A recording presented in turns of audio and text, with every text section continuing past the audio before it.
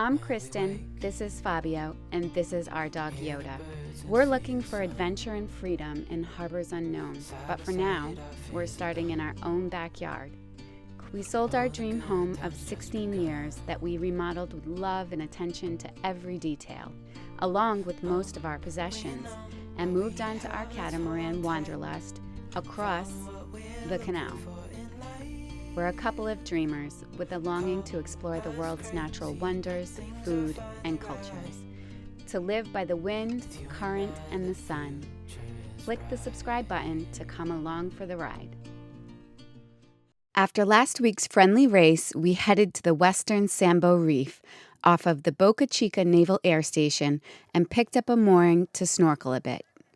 The Western Sambo Ecological Reserve contains the greatest habitat diversity in the lower keys, so I was excited to check it out.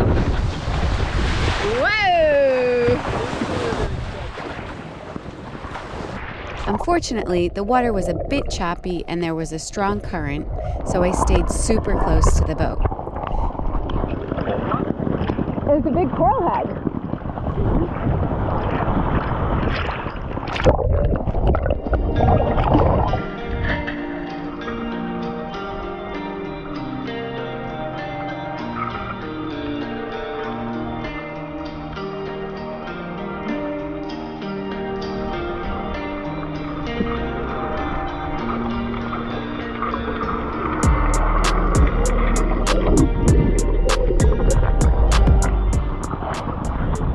It's nice. It's beautiful. Yeah, there's a lot of fish. Yeah.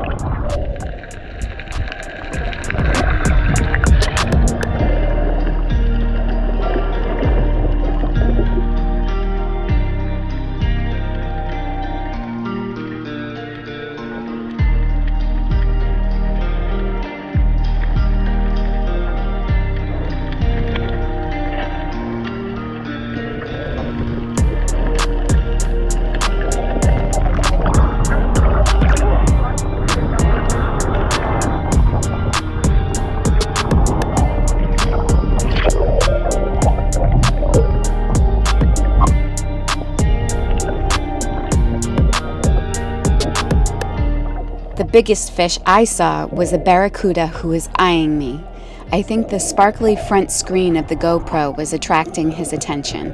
Luckily, he stayed away.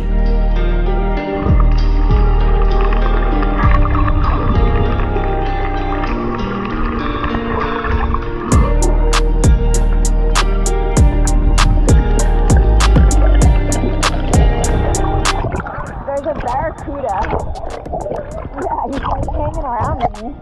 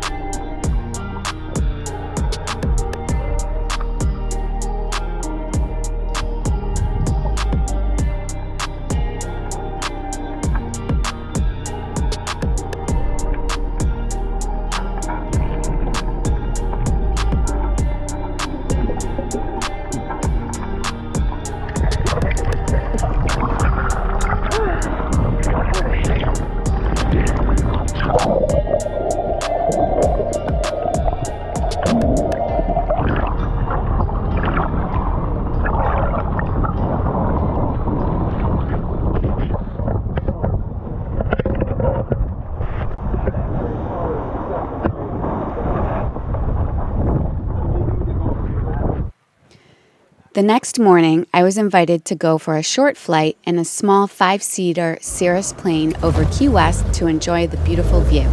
Wow. It was my first time in such a small plane, but I was excited to see the water from the air.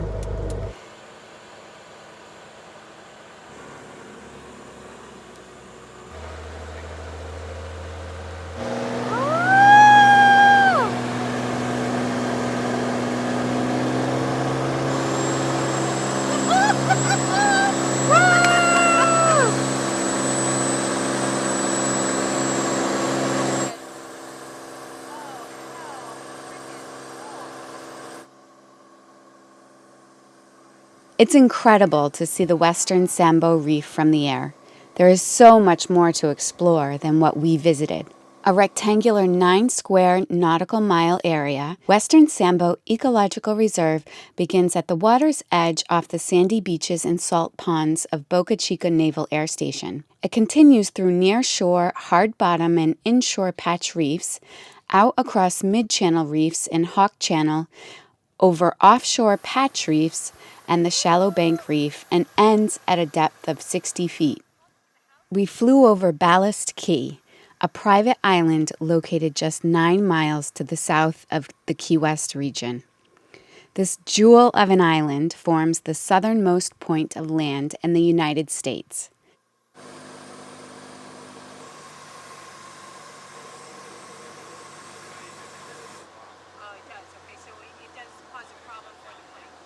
Before we knew it, our flight was over, but the memory would last a lifetime. We headed back to the Stock Island Marina, where the boat was docked for the week. It's the largest deep water marina in all of the Florida Keys. It's a 40-plus acre community adjacent to the Perry Hotel Key West, complete with a pool, gym, laundry facilities, bars, and restaurants. There are many liveaboard residents in the marina, many of whom use their parking spot to create a front patio. In a few weeks, we'll share our sail back to Fort Lauderdale, but let's just say it started off quite interesting. Now that we've completed our longest sail to date, Fort Lauderdale to Key West, it was 160 nautical miles, and then we sailed from Key West back to Fort Lauderdale. But we thought it was a great time to share a few things that we learned along the way. Discuss some technical aspects that we have learned sailing back and by ourselves. Yeah, absolutely. So what would you say is one of the biggest things that you learned? Well, I think we're able to use the preventer very effectively and efficiently when sailing downwind. Never had a rig without traveling with 2 main sheets, and it's really, it really works very well. You can trim the sail very, very well on most points without using the preventer. But when you're going downwind and the boom swings past the most lateral beam, then you have to use the preventer to form a triangle to hold the boom in place. And that's fairly easy once you figure out to do it. And we used it quite a bit. The other thing we realized is that pretty much every time we anchor, we use the bridle and we hook the hook onto the anchor chain, and even if we're perfectly aligned, the bridle falls off. So we're going to change the hook. Yeah, we're going to change the hook on the bridle, because we were thinking, okay, maybe it was because we weren't directly straight on, but it happened quite a few times that we were straight on. Tension in the chain, everything perfect. Yeah, and the bridle still fell off. The bridle still comes undone. So that is another thing that we're going to change. Yep. So one thing we have learned is that when we have the Screecher on a port tack and there is a wind is picking up, it's kind of hard to furl it, because both the Screecher sheet and the furling line are on the starboard side, and so there's only one winch. So while we're using the winch to slowly release pressure on the Screecher, you have to furl by hand. I don't have enough strength on my left hand to do that due to an old injury that I had.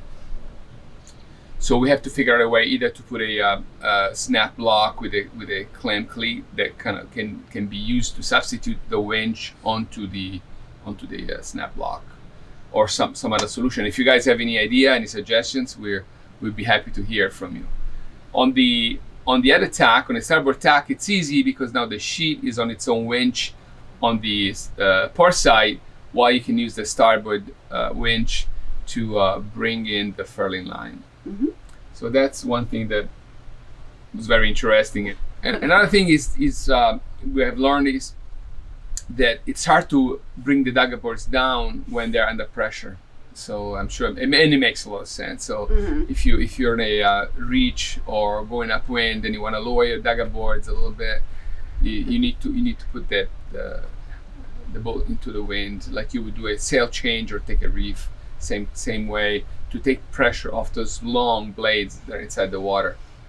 So that was also interesting to find out. You have to decide if you know you're going to go for a long time, just put them down right away. Correct, exactly. That's the best thing to do. But when you're kind of changing course often and you want to really tweak your sailing for a race, for example, then perhaps you need to think about it. Some of our viewers ask us about slapping. With catamarans, when you go upwind, the waves can get underneath and slam underneath the bridge. And so bridge deck clearance is it's talked about quite a bit. So we went out and measured it today. And the dinghy. And with the dinghy. And you can see in this video how it measures.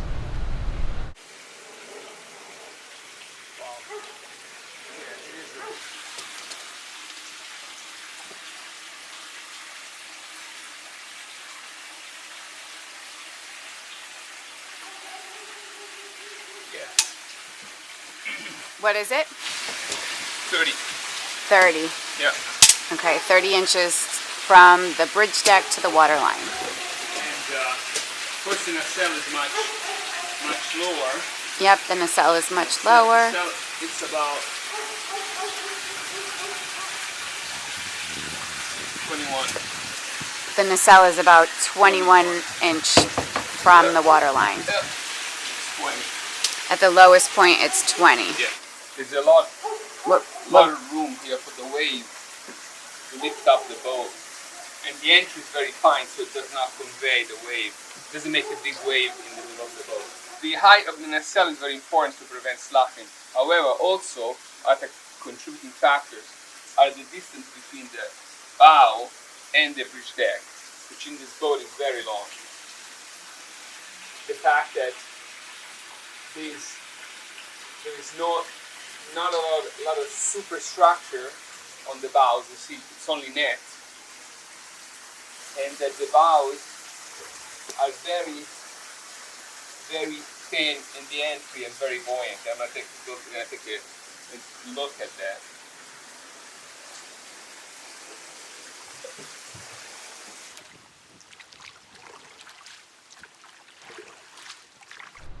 Now, there are many formulas that are used, and for smaller cats, less than 40 foot, it's probably wise to have a bridge deck clearance of 6 to 7% of the length of water line. For larger cats, you read about 30 inches minimum. But there are other things that must be considered.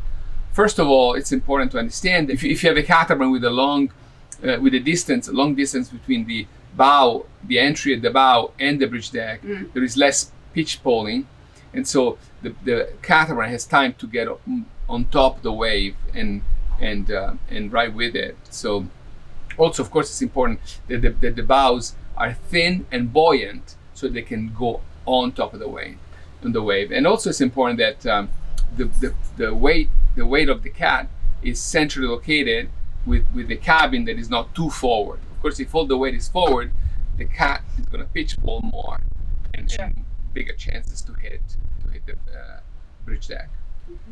There are situations where it's unavoidable, where you're going on a close hole, and the waves that come in through the quarter of the boat will clear the windward ama, but will go between the two amas and hit the leeward ama inside, and because obviously, as you know, the cat doesn't heel, that will slam on the inside of the leeward ama, and there's nothing you can do about it. And, no, regardless of how high is the bridge deck, that wave will hit your ama. But overall, we really haven't experienced slapping. Yeah.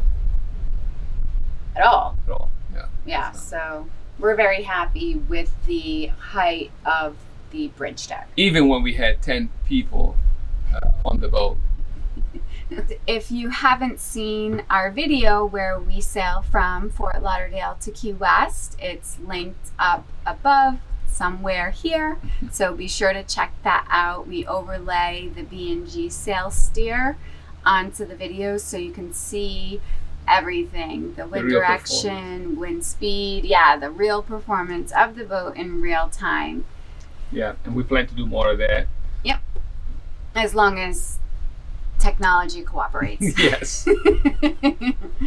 Thank you for the questions and comments that you sent us on our channel, right? It really helps us quite a bit come to hone on our skills, learn more about the boat. The questions are very important because then we figure out that something we have to look into it that maybe we didn't know, right? Mm-hmm. Yeah, absolutely. It definitely helps us to learn more, for sure. Yeah, both in sailing and also in shooting video and editing videos. We have a lot of comments that are really helping us out in becoming better. Mm-hmm. So we really appreciate it. And if you have any additional questions or comments, please leave them below. If you like this video, give it a thumbs up, subscribe to the channel, and ding the bell for notifications so you're updated when we upload a new video. And we look forward to seeing you next week. Thank you.